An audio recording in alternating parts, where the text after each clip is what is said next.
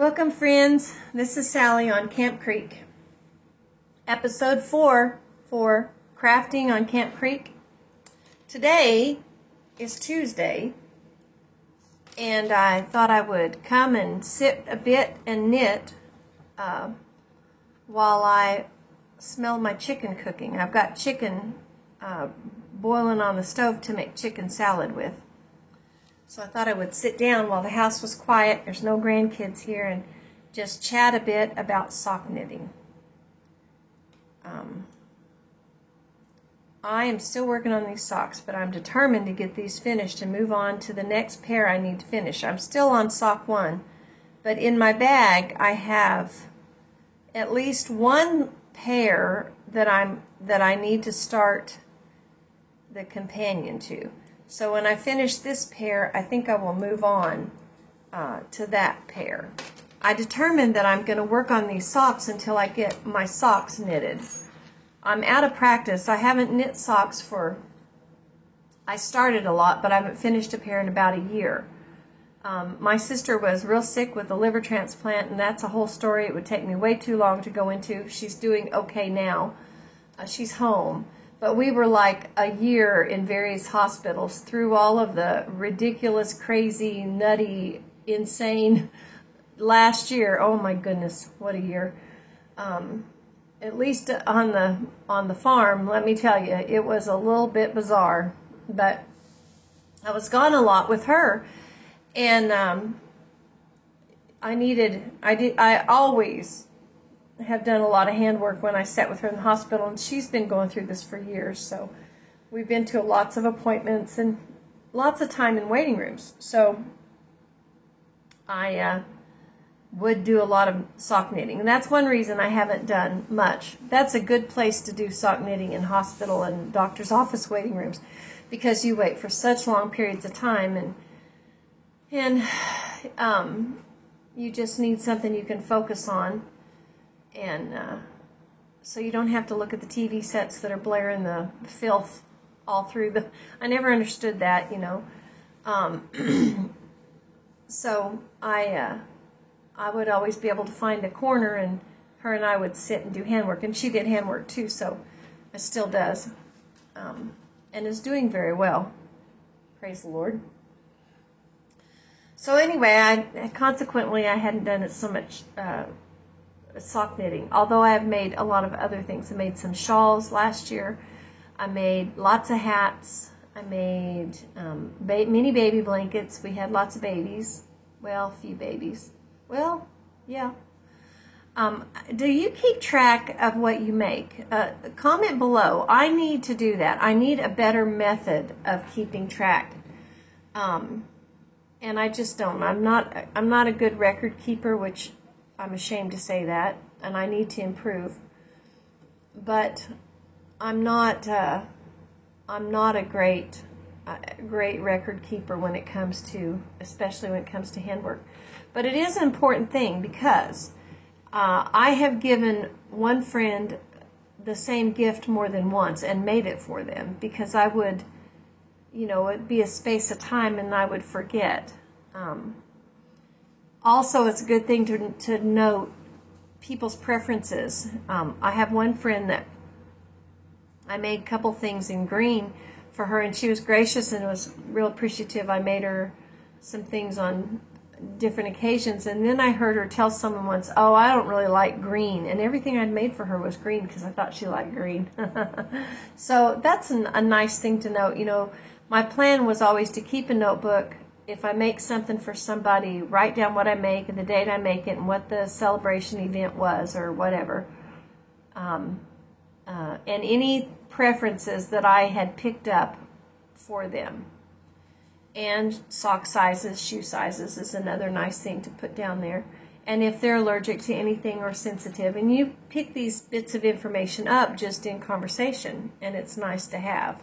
That's, you know, another one of those do as I say, not as I do things. But my intention is always to keep better records. I do have a notebook, and I've started notebooks several times. And I think it's really neat where you can go on and buy those organizers from people. A lot of YouTubers do that. And that, you know, will have, you can design the cover and the contents and stuff. I've never done that. I think that's a great idea, though. But my little grandkids always come up with my notebooks. And I noticed when I had written down instructions for the earless Kitchener stitch, where you don't end up with the, you know, on the socks on each side. Someone colored it. So I also need to be a little more diligent about putting my notebook away. But that's one of my goals for this fall, is to get that organized. I can organize my yarn, but if I don't organize my note keeping, I'm failing myself. I need to remember that and try to be more organized with my patterns and my projects. I know a lot of people have apps for that, but not I, said the little red hen. We have a lot of stuff that's growing this summer because we've had a blessing of rain that we don't usually get this time of year. And everybody's allergies are just going through the roof because of it. And I have that silly tickle in the back of my throat because I was foolish enough to go out and clean my chicken pen out. And that old hay, my chickens didn't think it was foolish, so they're very happy with me. They were really wanting that thing raked out. And I do it at least once a week, and usually more, because I have quite a few chickens in there. And I try to keep that done. I tried the where you don't rake it out, you just turn it over, because that would be wonderful for my allergy to hay dust. But I just didn't feel like it was, I don't know, it never had an odor, but I don't know, I was afraid of mites, just to be honest. I worry about mites, and I have some chickens that are lacking in feathers. They were that way when I got them.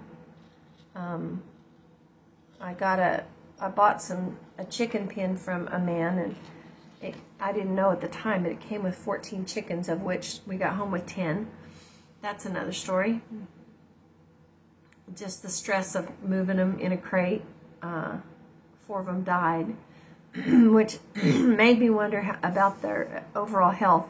And I tried to keep them isolated from my original chickens, which was fine, but they were all healthy and fine. But they had someone in there as a chicken plucker. Somebody's eating feathers, so I understand that that's usually a mineral or an iron deficiency, protein deficiency.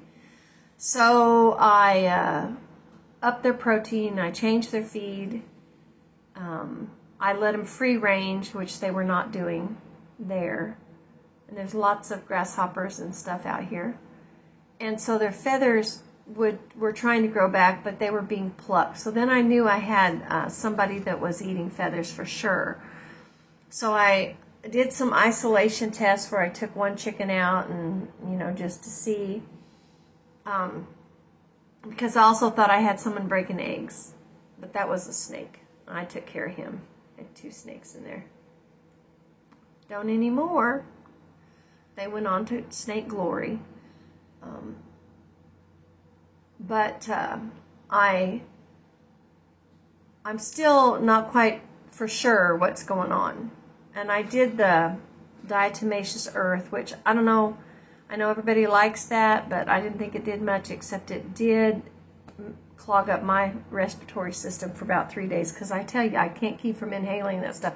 I can wear the mask, I can do all the stuff. So I decided that I was just going to go back to old school and scoop all that out of there once or twice a week. And I have a hay bale that my son has moved close to the chicken pen so I can easily clean my hay and treat my chicken pen just in case my featherless problem might be mites. I don't see any mites. I've been out there, I've scoured all over those chickens at night with a flashlight, and I don't see any. But I don't know. It's a dilemma. It's a dilemma. But my original chickens do have some bit feathers, so I know that there's a feather biter out there.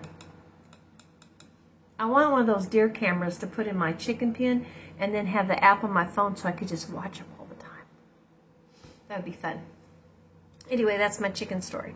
So you have any ideas or thoughts on that, let me know. The feed I'm using is egg layer. I can't remember the percentage, but it's the higher grade egg layer plus chicken scratch.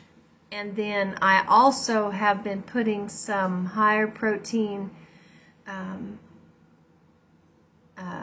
baby chick feed that I got.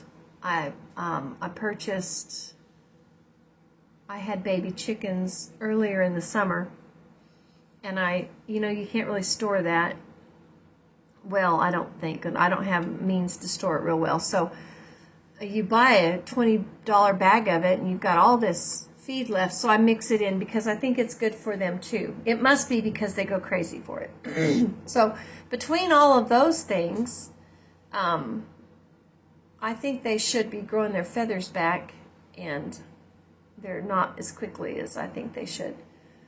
So any thoughts on that would be helpful, and I would appreciate it. But we're not talking about socks, are we? We're supposed to be talking about socks here. Okay, so I'm working still on my Serenity sock yarn in the colorway flannel. I started these socks, as I have said before, for my husband, and I've had a dickens of a time getting them finished. But I'm almost to the toe of my first one. My plan, like I have said, is to get all of the socks in my bag done before Christmas time. In addition, I want to make some other things for Christmas. I want to make some things for my grandkids, and I have a couple of friends and my sister I like to make something for. So I've got to get my knitting done, and my job on the farm has changed in the last couple of years, and so last year. So I have different things to do and to think about than I used to, and I think that's why I've been so negligent with my handwork, really. But starting this podcast, or whatever you call this thing, even though whether anyone listens to it or not, has really helped refocus me into getting my handwork done. I've finished some things, and I've started some baby gifts that I need to get done. You have a set amount of time to get that done. And so that's been really good for me. And I've got some yarn that I've drug out and balled up. So I think it's been helpful. Whether anyone listens or not, it's okay, because my grandkids tune in. I'd like to say hi, Noah and Isaac, Hayden and Declan and Kendall and Josie Ray and all my grandkids. My extra grandkids that aren't really my grandkids that I just think are so sweet. Hi, Justice and Alan. How you doing? Katie and Kira. Hello. There's so many. I just love kids. I think if you don't have grandkids, you need to go find some. I've said that before. Because we all need a few. And they need us. They need to know that they are special, and that they are normal, and that somebody's thinking and praying for them. It's good for those kids to know that. And who better than a grandma or a grandpa to pass that on?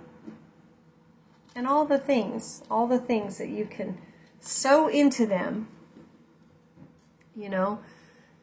just help them on their trip through life. I remember things that I was taught by not so much my grandma, not the one that I was around the most as much, although she was very artistic, and I think I have somewhat of an appreciation for art because of her, maybe. I might notice things a little more. She was a painter.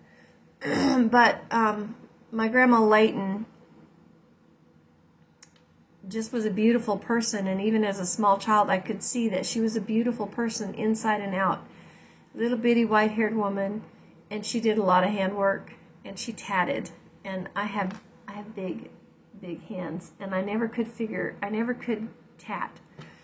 But I appreciate tatting because she did such beautiful work. And just her whole demeanor. She loved the Lord, and she didn't have to,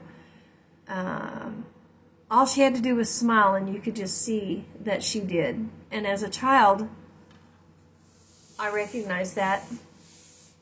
And then there was Mrs. Kennard, and she was a crazy, sweet little old lady who lived in a house. She had, I think my dad and my uncle vaccinated over 100 cats for rabies one year. That could be a big exaggeration, but I think that's correct. And those were the ones she could catch. So, because there had been, she had I thought she had a rabid cat, and they went out. She had no children, but she found some grandchildren because she wanted some, and I was blessed to be one of them. She lived in an old house without indoor plumbing or water. She may have had a pump that brought water into the house, actually, but she didn't have indoor plumbing as far as she had no toilet, and she had a bathhouse outside. And that was a fascination for me as a child. She didn't have refrigeration. I don't believe she had a refrigerator in that house. I could be wrong. I need to ask someone if there's anyone still alive who would remember. But she had all these things in her yard. She had trunks and trunks of things. She had a suit from the Civil War, or from the cavalry, not Civil War, but cavalry. Her husband was in the cavalry, and he was a lot older than her, and she had a suit. I say Civil War because it reminds me of the Civil War scenes where, you know, it made me think of that. And she was like really old when I was pretty young, and she lived to be really old. But when she died, my uncle cleaned her house out, and he found a envelope on a table with a pair of old gloves in it with my name on it, and a whole letter about a lady always wears gloves and how to be a lady. And that was precious to me, even as I was probably 13 when I got that. So, you know, she was a great grandma, great influence, and everybody needs one. So find you some, because you need them too. That's my thoughts for the day. Anyway, I'm rambling. I guess that's sock knitting and rambles, we could say. But I just thought I would sit down and do a little knitting, have a little knitting chat. I don't have a lot of time to knit, like I said, anymore, but I'm making more time for it because it's important and it's helpful and makes me feel better, makes my day brighter, as I think all crafting does. If people find the thing that speaks to them, hopefully they can find a way to enjoy that thing.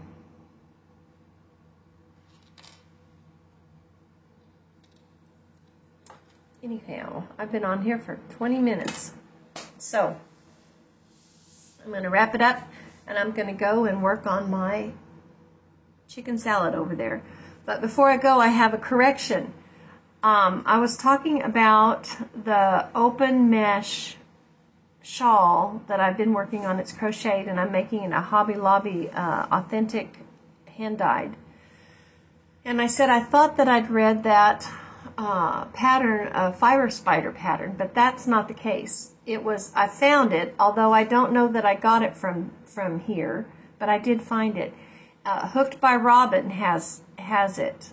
She has a tutorial for it, and I'm going to watch that tutorial because she may do hers a little different, and it may be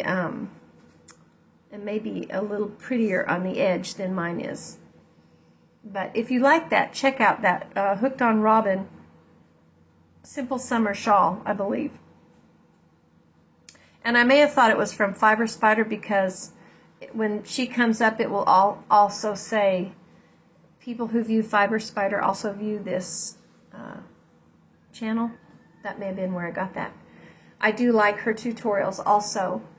And I did find another shawl that I want to make. I have some pretty red loops and thread shawl yarn that I bought at Walls for like $1 a skein, and I got 2 skeins, and I want to make a Christmas wrap scarf to go with my coat. And I found one on Bago Day that I want to do. She did a tutorial, and it kind of has the poinsettia-ish looking open crochet. It's kind of a flower design. So that's something that I want to start. I like Bago Day. I like Crystal's tutorials as well. She does nice tutorials. I have to be careful with those unboxings, though. Everybody does these unboxings. Well, for me, to watch someone do an unboxing would be like if I watched you eat a Little Debbie zebra cake roll. Before the video was over, I would be in the car headed to Dollar General praying that they had Little Debbie zebra roll cakes, because just watching them makes me want them really bad. So I have to be careful, because I'll think, oh, I love that yarn. Oh, I want some of that yarn. Oh, and next thing you know, I'm going to be, you know, at a Michael's store, and I won't even know how I got there, and I'll have yarn balls stuffed in my clothes and everything. And anyway, yes, those of us who have a tendency to toward addictive personalities should probably avoid watching quite so many yarn unboxing shows. We might go a little yarn crazy. Anyway, I'm going to pick plums this evening, so in a day or two when I come back, I will show you what a bucket of sand plums looks like if you haven't seen. I did make apple jelly yesterday. It's in fruit jars underneath my bed, because that jelly, when you make it out of fruit juice, sometimes it has to cure, so I just put it under my bed in the flat that it comes on in after you fill them, and let it sit for a few weeks before I worry about whether or not it's gelled well, because it's very fragile. So it's under there. I did that. I have got a few things done that I needed to get done. I still have to mow, but thank the Lord it's still a little wet, so I don't have to today. I don't like to mow. And I still have 4 guineas. I couldn't catch them again yesterday, but they're getting bigger. And last night they were up on top of the hen house. I tried to crawl up there and get them, knock them down, but I was afraid if I did, they'd run off in the pasture and a coyote would eat them. Up on top of the chicken house, an owl might get them. So I just prayed the Lord would protect them, and I crawled back down and went in the house. I haven't seen them today, but I probably will this afternoon. So that's all I have. You all have a blessed rest of the day, and find time to do some handwork. It's good for your mental health.